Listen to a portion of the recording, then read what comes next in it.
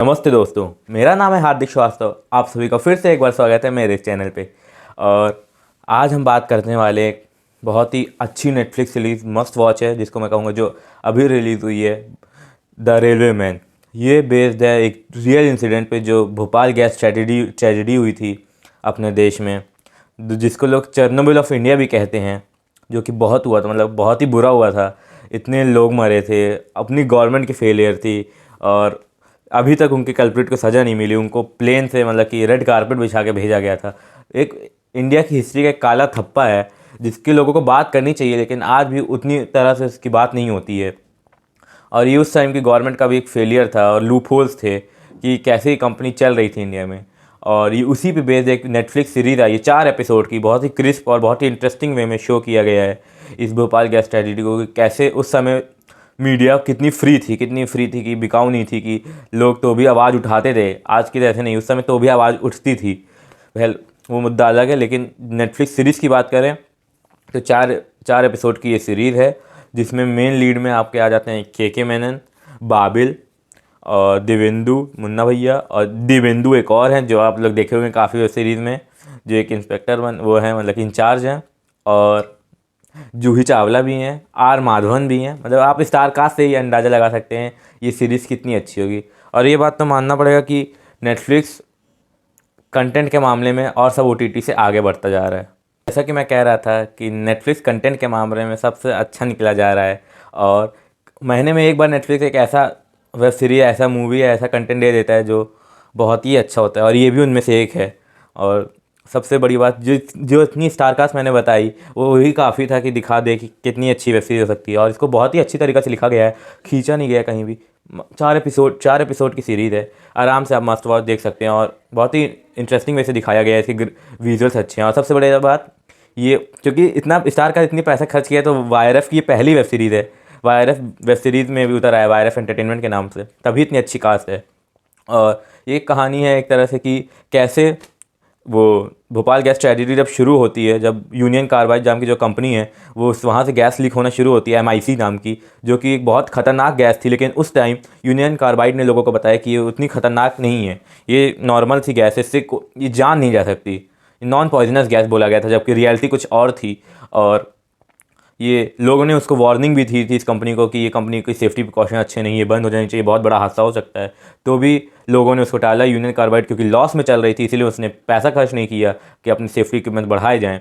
और जब ये हादसा हुआ तो किस तरह उन्हें सज़ा नहीं मिली और वो चले गए, वो भी दिखाया गया। और मेन फोकस किया गया है इस पर कि जब ये भोपाल गैस ट्रेजेडी हुई, मतलब गैस लीक हुई, उसके बाद क्योंकि यूनियन कार्बाइड फैक्ट्री और भोपाल रेलवे स्टेशन बहुत ज़्यादा नज़दीकी थे, और जो के मेनन है वो थे रेलवे इंचार्ज थे एक तरह से, सब इंस्पेक्टर वो थे, असिस्टेंट क्या बोलते हैं वो नाम भूल रहा हूँ, वो थे। और आर माधवन जीएम थे एक तरह से। और गोरखपुर से ट्रेन आ रही थी भोपाल, उसको रोकना था, क्योंकि अगर वो आ जाती और वो रुक जाती अगर स्टेशन पे, तो फिर ये जो गैस थी उसमें हज़ारों, मतलब कि लाखों में लोग थे, तो वो भी मरते। और भोपाल में तो अभी तक उसका असर है, भोपाल गैस ट्रेजेडी का जो हुआ था गैस लीक, अभी तक लोग कुपोषित हो रहे हैं और जीन्स तक में असर आ गया है। तभी तो मैं कह रहा हूँ, इस पर उतनी बात नहीं हुई जितनी होनी चाहिए थी।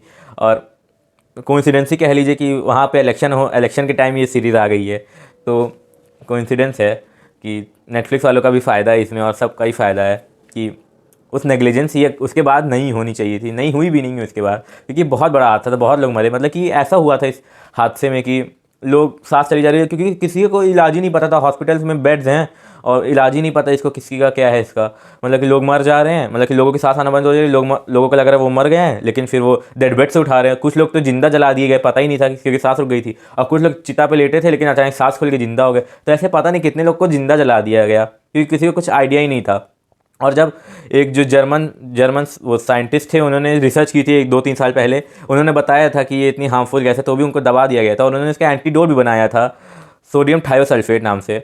और जब वो लेकर वो भोपाल पहुँचे, मैक्स ब्राउज़र या मैक्स ट्राउज़र नाम था उनका, मैक्स नाम था। मैक्स जो है सीरीज में दूसरा नाम यूज़ हुआ है, लेकिन रियल में मैक्स था। वो सरनेम दोनों में चेंज कर दिया गया, इसलिए कन्फ्यूज़न हो रही है।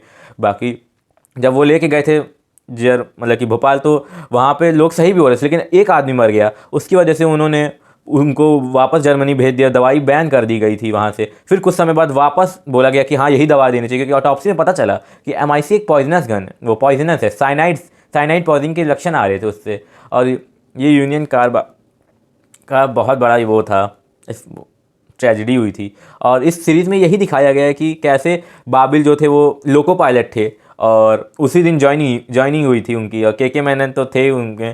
और साथ ही में कैसे और छोटे छोटे इंसिडेंट्स को दिखाया गया कि सिख के टाइम सिख लोगों के ऊपर उस समय अटैक हो रहा था, तो कैसे वो निकल रहे थे, लोग उनको कैसे सपोर्ट कर रहे थे, लोग उनको कैसे सपोर्ट नहीं भी कर रहे थे।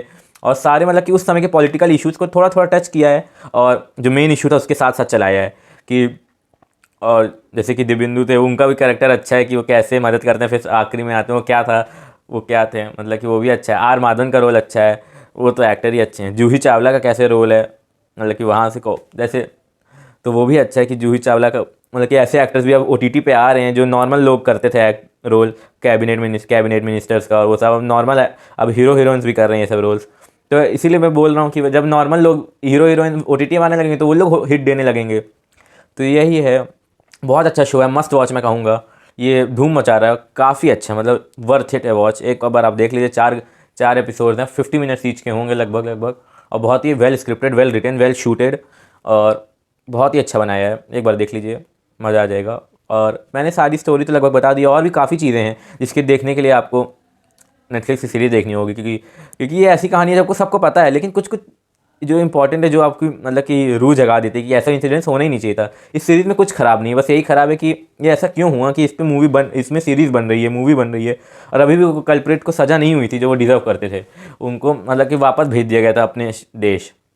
और इतने लोग मरे, बहुत लोग मरे, मतलब कि जो उसमें कुछ कुछ वो है ना, आप लोग देख के थोड़ा घबरा सकते हैं, जो वहाँ पे हालात दिखा रहे, लोग कैसे मर रहे हैं, गिर जा रहे हैं, भाग रहे हैं, मर जा रहे हैं, तो वो थोड़ा डिस्टर्बिंग हो सकता है कुछ लोगों के लिए।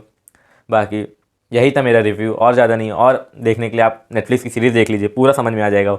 वर्थ इट, मस्ट वॉच है, मज़ा आएगी, कहीं भी बोर नहीं होंगे। तब तक के लिए मैं चलता हूँ, मुझे अलविदा कहिए, थैंक यू। और ये मैंने नया थोड़ा बैठ के शूट करना चाहा, होपफुली आपको अच्छा लग रहा होगा, और कैसा लग रहा होगा मुझे बताइएगा। और वायर से स्पाई यूनिवर्स का जो वीडियो था वो आने वाला, उसमें थोड़ा सोच रहा हूँ मैं अच्छे से एडिटिंग करके डालूंगा, क्योंकि उसमें अभी टाइम है। वायर से स्पाई यूनिवर्स का तो पूरा अच्छे से बनाऊंगा। और साथ में एनिमल मूवी का मैंने डाला हुआ है ट्रेलर के रिव्यू, अगर वो नहीं देखा है तो देख लीजिए। मुझे लगा तो वो चलेगा, लेकिन नहीं चला अब। लेकिन कॉफ़ी विद करण, जिसमें मुझे होप नहीं थी, वो चले हैं एपिसोड, तो मैं सोच रहा हूँ उसका अगले एपिसोड का भी रिव्यू करूँगा। तो आपको जो चाहिए उसको कमेंट करिए, और कैसे लग रहे हैं मेरे वीडियोज़ को लाइक करिए, चैनल को सब्सक्राइब करिए, और अपने ऑनेस्ट ओपिनियन मुझे कमेंट करिए। और मैं आप लोगों से भी राय जानना चाहूँगा, किस पे वीडियो बनाऊँ, कैसा वीडियो बनाऊँ।